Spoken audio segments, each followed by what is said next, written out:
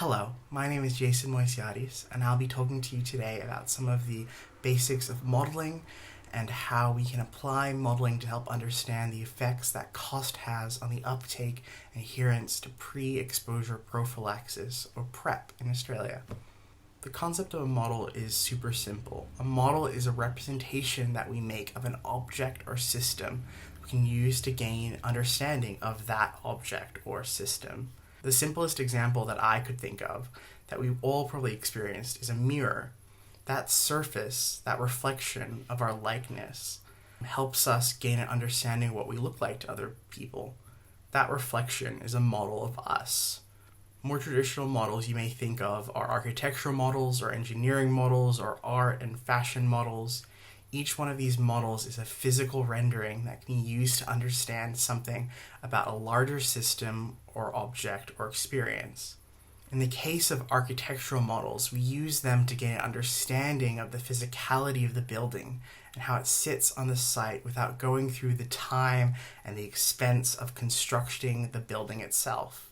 In engineering, we use scale physical models to understand the safety of these systems in ways that would be prohibitively expensive or dangerous to test on the structures themselves.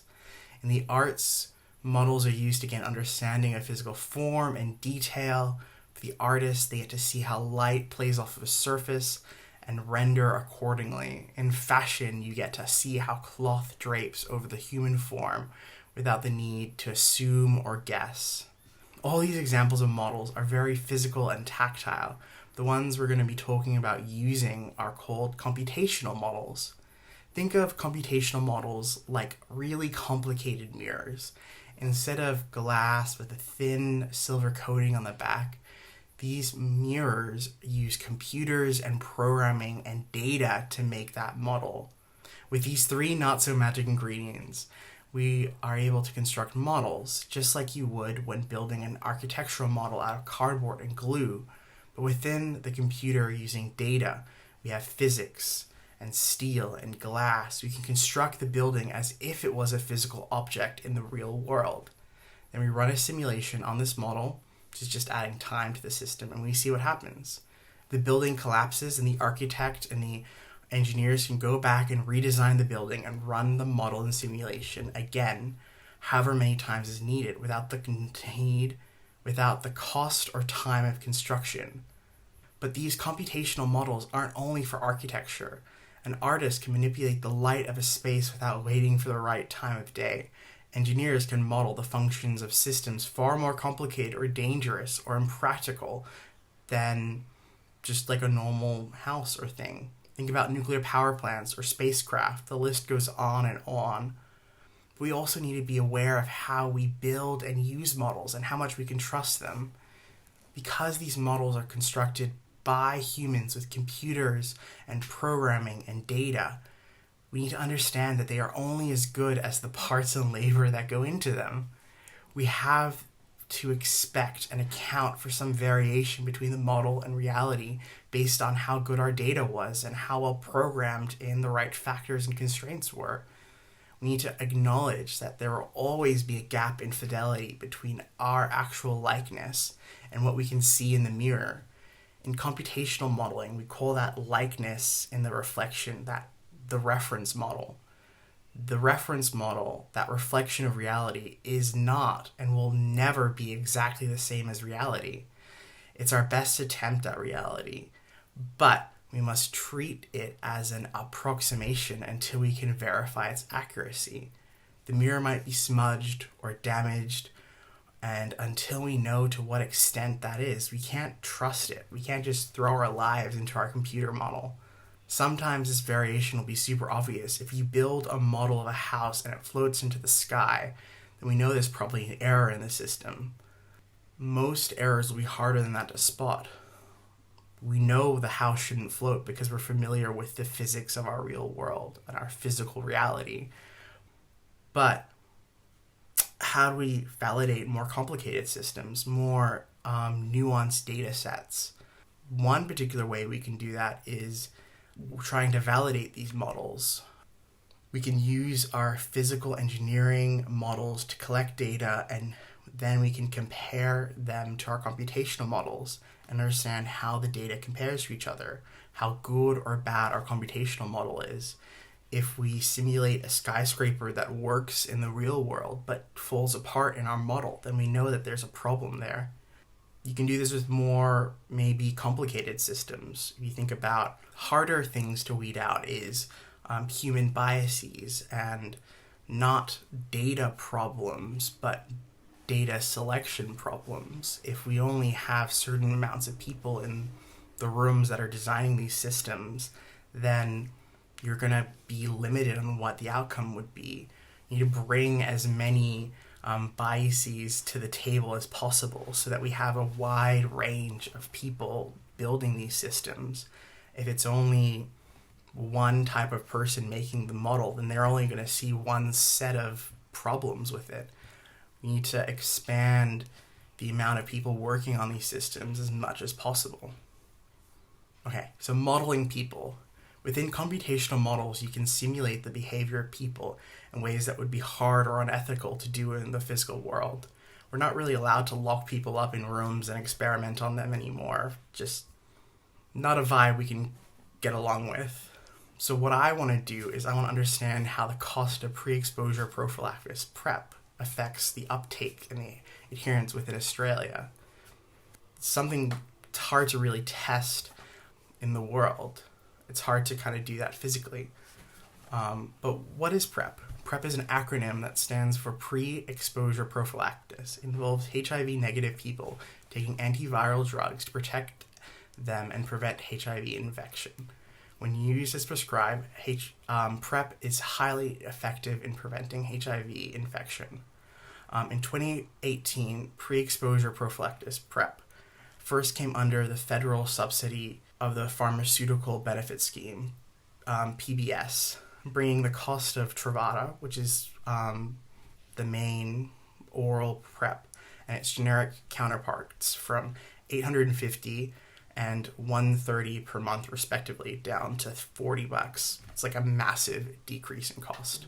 In the first 18 months after listing, 29,543 individuals had fulfilled one or more prescription. That's a massive uptake in this possibly life-saving, life-altering drug.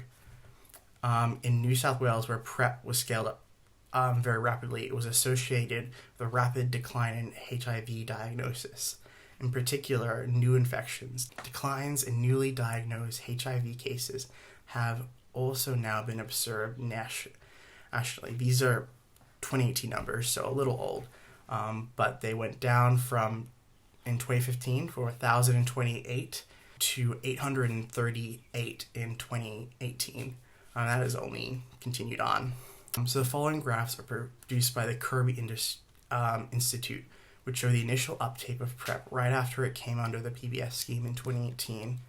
In the first graph, we see the cumulative uptake of persons dispensed over one or more prescription of PrEP between April and December. I think it's rather safe to say that the significant decrease in cost caused a major uptake in the usage of PrEP. In March of 2018, it's estimated in March of 2020, it's estimated that 25 people were accessing PrEP monthly. We can see this trend as an increasing number of people having access to PrEP has continued.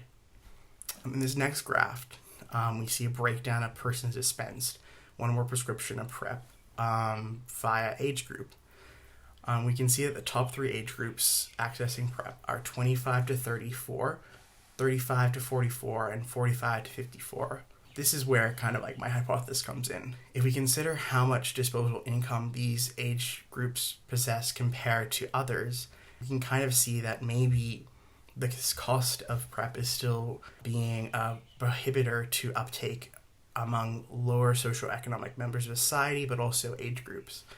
So maybe in my research, I want to see if reducing the price will increase more uptake and try and do that research. I think something which is also a bit alarming is due to COVID-19, there's been a drop of adherence to PrEP by 42%, which is a massive number. So perhaps decreasing the cost is exactly what we need to kind of get adherence back up again. So to performance modeling, there's two approaches to consider: agent-based modeling or system dynamics. Agent-based modeling allows us to look at agents and their behaviors and their interactions and see how these interactions between individuals affect the entire system and emerge from that. So you have trends that emerge from individual persons acting together.